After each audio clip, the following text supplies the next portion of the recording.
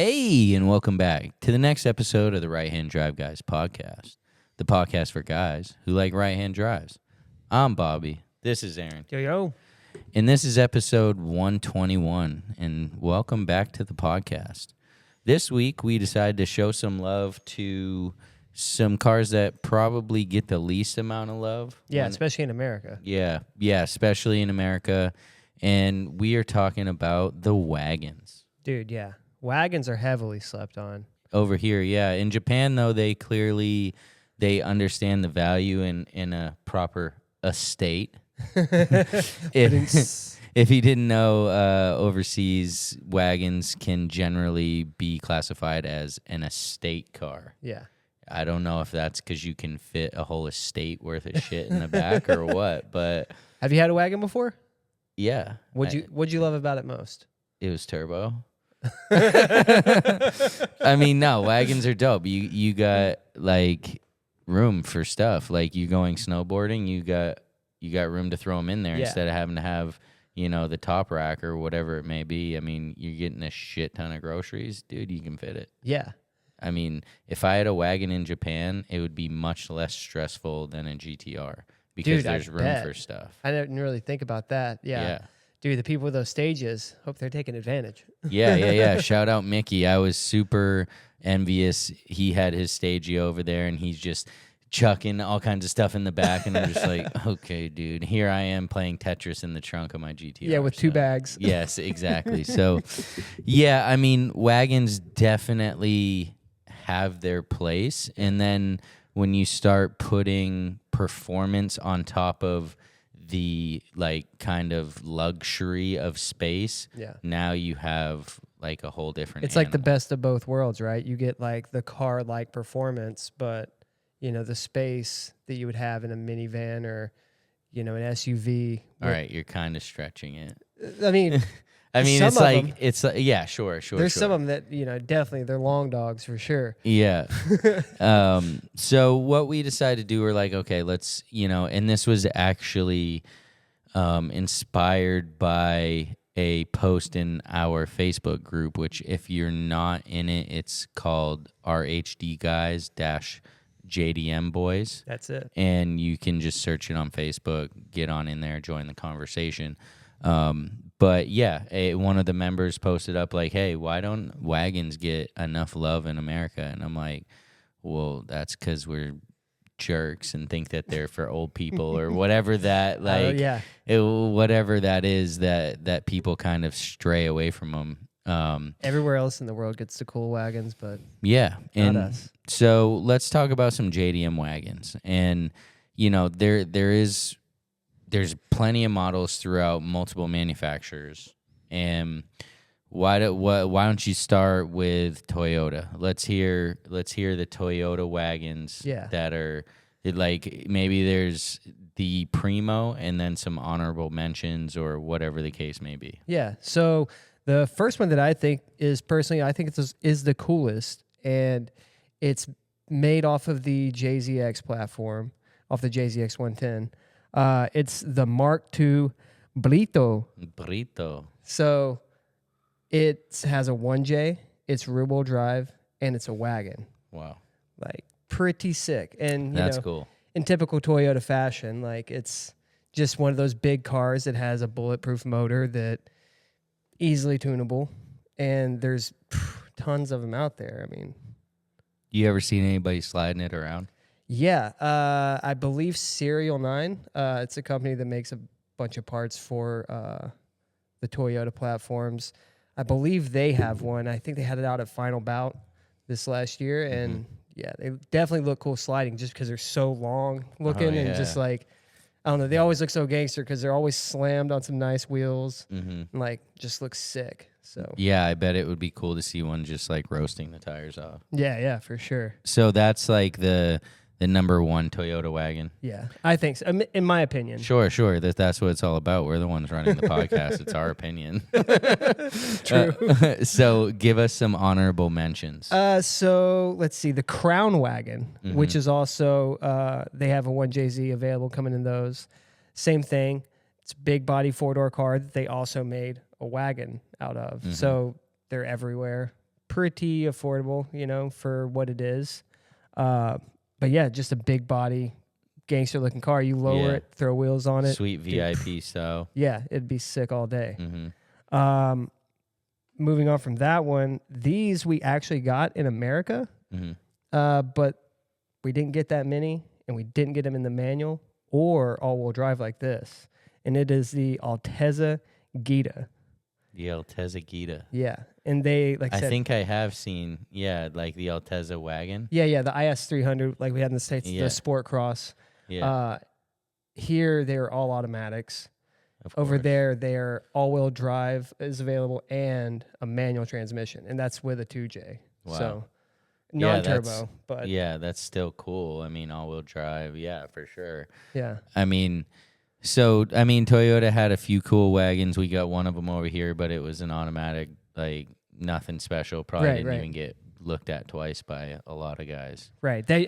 Not even that many of them either. Like, I've only seen, probably a handful modified, and very rarely do people swap the 6-speed or 5-speed into them. So, yeah. But the 𝐇𝐻𝐒, I wouldn't say it's my least of the three, but I don't know. It's pretty cool. Yeah. And it's probably the newest and like sportiest, I guess. It's not as big body, but. Yeah. So if you're watching YouTube, we've thrown up some images of the cars, so then you can kind of, oh shoot, I've seen those before type thing, or damn, where the hell did that ugly thing come from?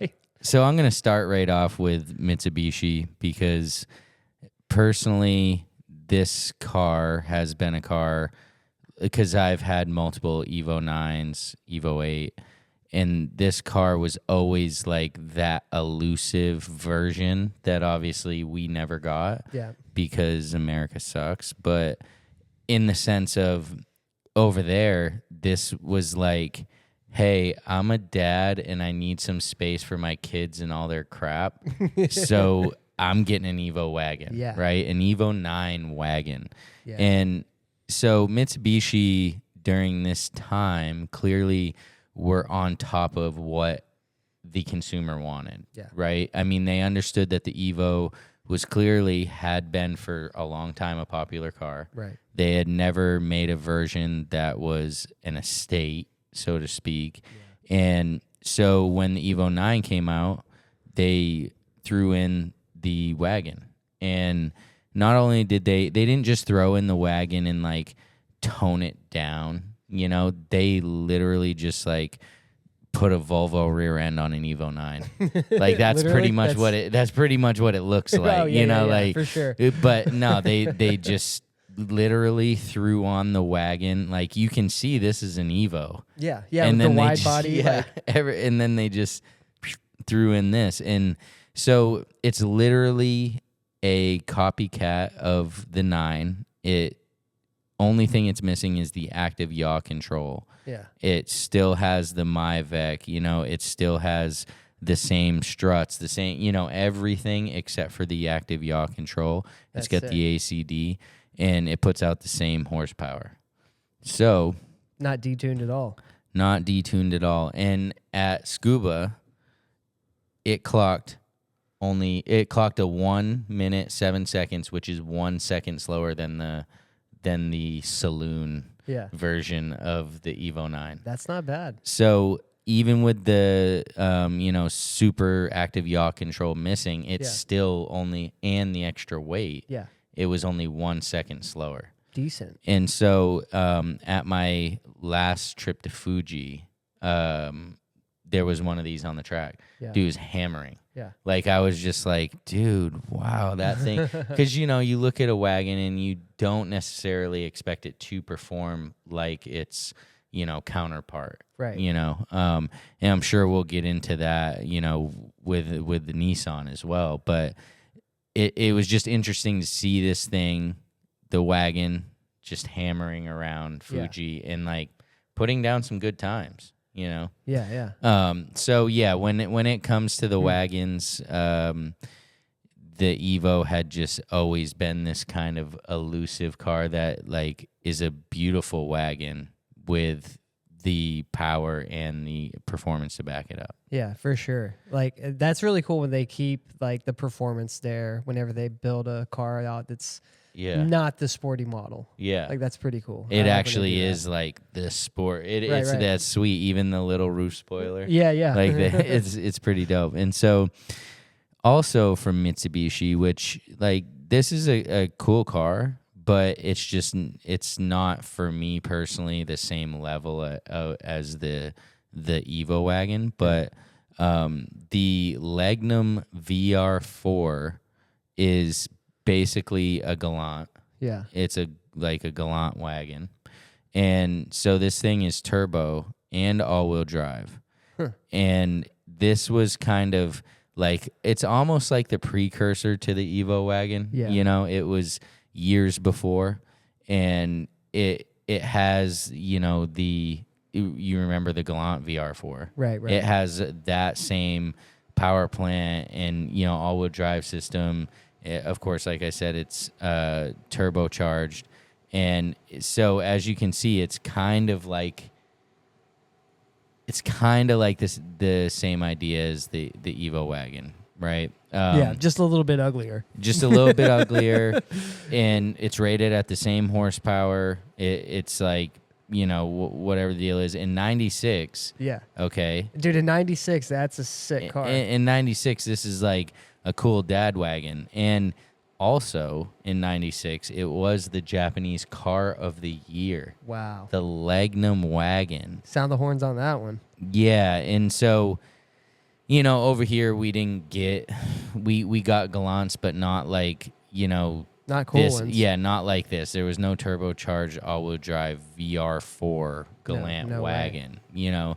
And so these aren't necessarily for me, you know, like I am not into Galants and stuff. I mean, I understand they had their place in Mitsubishi's history, yeah, but just not for me. But this is definitely an honorable mention for Mitsubishi, for sure.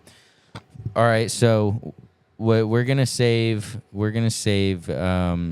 Nissan for last. Okay. So why don't you go ahead and hit Honda? Dude, Honda. Okay, so Honda had some pretty cool wagons that were in the States as well. Yeah. The Accord wagon specifically. That I've seen. Yeah, I remember seeing that one. You know, back late 90s, like all the time. The CB7, like the square body, they had those, you know, up until like the mid 90s generation. And I didn't know this, but all of those were made in America in the Ohio plant. The Accords from the mid 90s for the Japanese market as well. Oh, wow. The coupes and the wagons were made in America. Interesting. Super interesting. So, I mean, I've never heard this, but I was Googling it online after researching this and, you know, was pulling up articles and forum posts from 2003. And I was like, oh, wow. I love it. Yeah. I'm pretty late to this, I guess.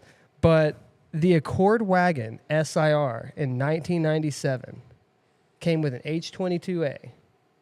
All of those were built in the Ohio plant in America and then exported to Japan. That's crazy. That is, just to think that they would do that. Yeah. You know, that was efficient or economical for them to be doing. Yeah. Interesting. Very interesting. And that kind of blew my mind. I was like, what? That was like the blue top H22 or something, right? The H22A. Yeah. I believe it was like one of the first. Yeah, that's interesting. But yeah, they were all made in the States, and I think only in 97, like that year. Uh-huh. So, dude, imagine like if you were working at that Honda plant and you actually like were into Hondas and knew what was going on, and you're seeing like, oh no, this is the H20, like the JDM. Yeah, like, yeah. Dude, I mean, I wonder how many things slipped away or, you know, got left to the side. How many motors got put in the truck. Yeah, for sure. Yeah, wow, that's cool. I didn't realize that. But yeah, I would be interested to know, like, why exactly they did that. Like, logistically, did it just make sense? You know, like, for whatever reason, those wagons sold well in the U.S., and that's just where they decided to make them. I don't know, but I thought that was a pretty cool fact that, an SIR, not a Type R, but an SIR was fully made in America. That was pretty crazy. It would be cool to talk to somebody who actually knew. So that's the one Accord wagon that I thought was cool and had a cool little fact behind it. But all the generation Accords, all the way up to pretty current, had wagon versions as well. And most of them had, a full Mugen catalog you could throw at it for, the aero kit and, just little interior things. And that's pretty much it for Honda. They also had an Orthia in the mid-90s mid to late 90s, like that EK time period, which, I don't know. Those are kind of just... nothing special. They're one of those, like, entry-level cars that you see. They come with a B20. They have an all-wheel drive option. They can be had all day, for under $10K. They can look kind of cool if, you put an EK9 front end on it. And if you do a bunch of stuff, it can look pretty cool. Right. I think so. But, they're just kind of one of those kind of boring cars, I guess, for the wagons. Imagine if they made an EK9 Civic Type R wagon. What would that even look like? What would that be like? Probably about like that. Yeah. Probably about like an Orthia or something along those lines. Wow. Okay, cool. So next up, I got Subaru. Yeah. Subaru. And Subaru is pretty well known for their wagons in the U.S. and in Japan. Subaru is one of those manufacturers that, like, understood the utility of the wagon. Yeah. And so there's a lot of them, right? And I'm only going to go in depth on a few and then just name the others because if you're into it, go look into it. But if not, there's no sense in boring you with it. So my favorite personally is the Subaru Forester STI. I think even though, like, to today's standards, this maybe would be more of a crossover. Yeah. But back then, in 2004 when this thing was released, this is a wagon. Did we get those in the States? Oh, I feel like we got some version of it, but not the actual STI. Right, but it was something that had a huge hood scoop. Yeah. And, like, was definitely different. But I don't know if it was an STI or not. So these things, I remember always seeing them, and being like, dude, what are these? Like, I feel like it was a Forester STI or a Forester Sport that we got. Okay. So anyway, these things are called the SG9, and they're like the cool, like, kind of in between type of vehicle, right? Elbow has one, and I got to see it a few times, and it really is like a cool mash of, like, the Forester and the STI, the WRX STI, having that EJ25 motor and whatever, supposedly 265 horsepower. Yeah. But also, like we've said, you have all of this space in the back. Yeah. You can't, you can fit whatever, let's just say a whole set of wheels in the back of this thing, compared to you'd have them in your back seat in the WRX, you'd have them in your trunk, you'd have one on the roof. Like, it really does create that, like, ultimate utility when it comes to these vehicles. Yeah.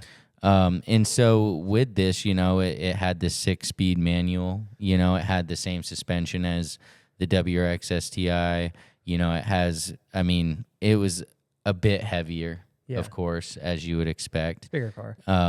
It had, a pretty basic, but cool interior, it had the same style STI seats, and in the whole thing. And so I really like the Forester STI.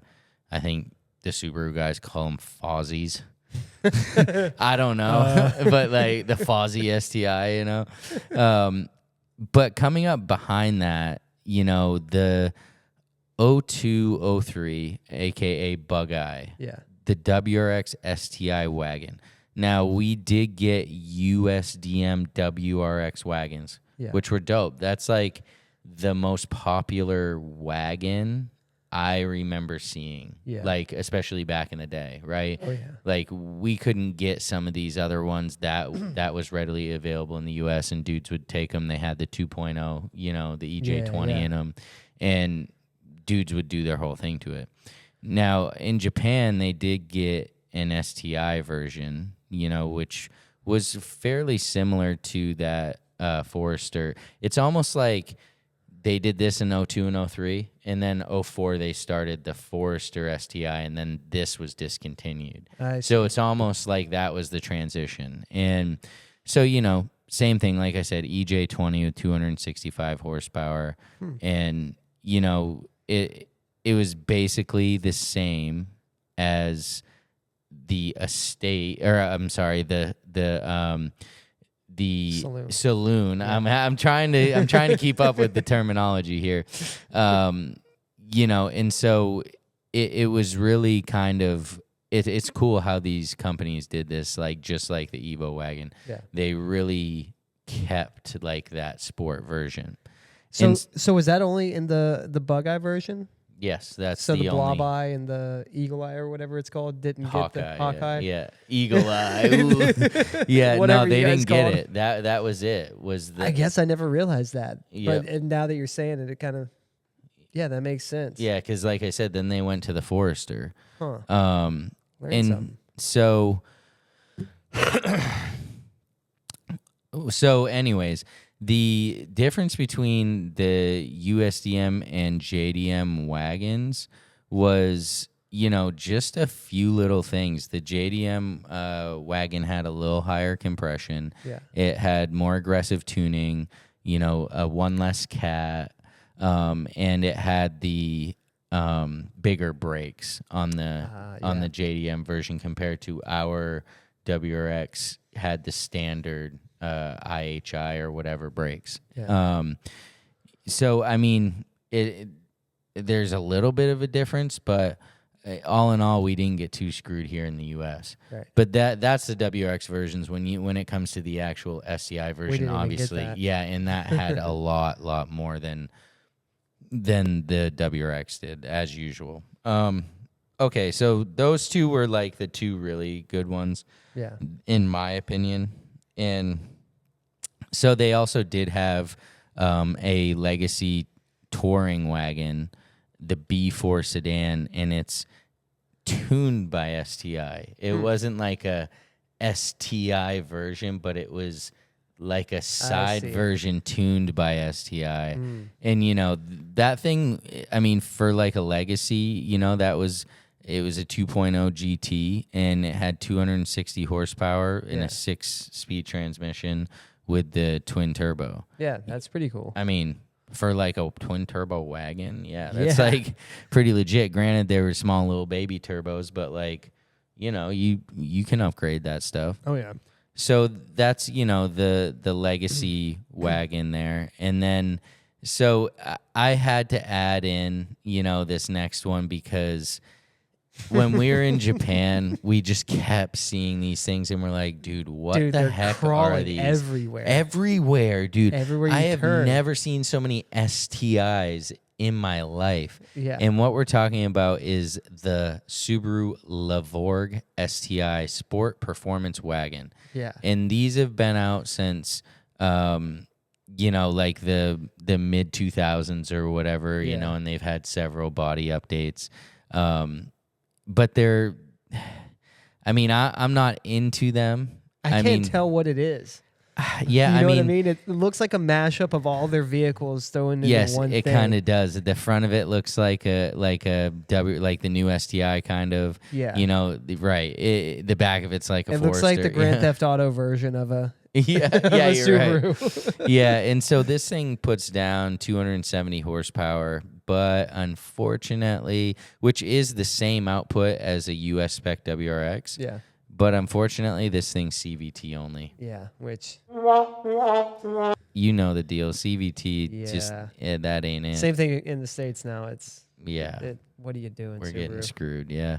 So those are for the most part, the Subaru models. Of course, we could have gone into them way more in depth, but if you like it, just look it up. It's that easy.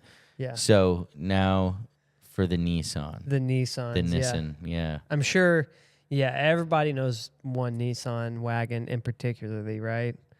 Like, the one everyone knows. What is it? The Primera wagon. That is actually on my list. No, the Stagea, dude, 260 RS. Autech version. Yes, absolutely. That is it, dude. Yeah, that is the one. Yeah, so if you don't know about that one, that's obviously it's got like the R33 engine and transmission. So it's got the all-wheel drive. People put R34 GTR front ends on them. And oh my gosh, dude. Stagea with the hot. 34 front end. Dude, oh my they're Lord. hot. You can't beat them. I mean, it's probably one of the hottest big boy wagons to come out of Japan. Yeah, for sure. I mean, like I said, like love the Evo 9 wagon. That's like something, but like a Stagea, like the top tier Stagea. Yeah. Just shits on that thing all day. It really does. Like, dude, they're really cool. They are. And like you said, with the 34 front end or, whatever, you can do different front ends on that thing. But the 34 is just the most supported and, in my opinion, just looks the best. Like, yeah. Dude. Even beyond that, I mean, they have, like, there's plenty of companies out there that make different wings and different things for it that make it look just freaking insane for a wagon. It's like and so same thing as the Evo 9 wagon at my last Fuji trip. 2 Stageas were out there. Two of the 260 RSs, like just sick, just hammering, dude. And I'm just like, dude, what the hell? These wagons are like taking over the track. It's freaking bullshit. Right? But no, they were holding their own. And it's interesting because wagons do have that kind of stigma of, like we said, like the old man car, whatever it may be, but these things will shit on you, dude. Yeah. Like it's so don't cool. sleep on them because, I mean, they'll be right around you in no time. Yeah, for sure. And the only lackluster thing I feel like about the Stageas is maybe the interior. Yeah, right. It's kind of that like late 90s feel to it. Yeah. I feel like it didn't necessarily get the refresh or update that it needed in some of the facelifts, but it's what it is. Yeah. You can still make it look cool. And you can swap in, different interior from GTRs and whatever else. So if you really want to go like hard, sure. I mean, you could do it. But yeah, Stagea, I would say that is that's one of the hot ones. Yeah, the pinnacle. So, but other than that, we also have the Avenir GT4Z. What? The Avenir GT4Z, yeah. So they made that from 98 to 2000, and it came with the turbo SR20 DET all-wheel drive. Wow. So back in the day when you would look up SR swaps, you would see these, pop up as well for all-wheel drive, and you're like, what? What is that even? Who's even buying this? Yeah. What does this even come out? What's an Avenir, But no, these are pretty cool. And like turbo SR20, all-wheel drive, wagon, sport, small wagon. Should be pretty fun, right? Like, I think they rip. Yeah, for sure. I mean, that would be cool. Yeah, it'd be cool to hear and see, the WRC SR20 wagon. Dude, I mean, I would have one for a daily, like, because it's just like, you get the SR20, dude. It's just like that sound, but you're just in a wagon, just cruising. You're just in a way, yeah. Yeah, that would be sick. And the interior of them, they look, the part of those late 90s Nissans, like the S15. You can still see some of the cues throughout, the styling of it. Yeah. Other than that one, we got the Primera wagon, which is, we had the Primera in the States as an Infiniti G20. Yeah. So it's also front wheel drive SR20 DE. No turbo on that one. So it's a little more entry level, I guess you could say. Yeah. But I think they look super cool. Like, I believe there's an Autech version of that one as well. And it comes with, just a little aero kit. And it just looks perfect. The Primera wagon. Wow, I was joking about that. Yeah, no, dude, they're cool. And I'm sure you saw the Primera at the Heritage Collection, right? Yep. The I believe, what's the sponsor on that one? Like Vodafone or whatever. Yeah. Those are sick. Like that era of those race cars and just how, like, I don't know, the styling kind of translates into the road car. I don't know. It's super cool. Yeah, the square body style cars. Yeah, those are sweet. I mean, yeah, wagons are cool, man. I mean, it's not one of those things, especially with these wagons that we're listing off. Yeah. They're not like your run-of-the-mill basic wagons. These things all have something special about them, and they deserve the respect. Dude. Yeah, They and dude, deserve I it. mean, honestly, some of these are really good buys. Yeah. Like, you can buy a wagon version of one of these sports cars for less sometimes. Usually around the same, sometimes even less than the sedan version. So Yeah. Oh, for sure. I mean, yeah, I agree because it is less desirable. But I mean, as we keep going here, the Stagea and the Evo 9 wagon, those are becoming more. Well, there's becoming less of them because they are more desirable. So the prices are going up, right? I mean, an Evo 9 wagon now goes for what probably an Evo 9 goes for here in the States. Yeah. It's just is what it is. And a Stagea, especially the 260 RS Autech, that's going to cost you about the same as a 33 GTR. Yeah. I mean, dude, and if you look at the numbers, they only made like 1,800 of those. Right. So way less than our 33 GTRs. That's for sure. Yeah. So, justified as it is. But, hey, we want to hear from you, wagon boys. Like, hit us up in the DMs, join that Facebook group, show us your wagon. Yeah, we're all about it for sure. I mean, especially if you've put some love into it. Yeah. So, yeah, like I said, DM us, hit us up on Instagram at RHDGUIS. And, for episode 121, all about the wagons. Wagons. I'm Bobby. This is Aaron. See ya. Peace.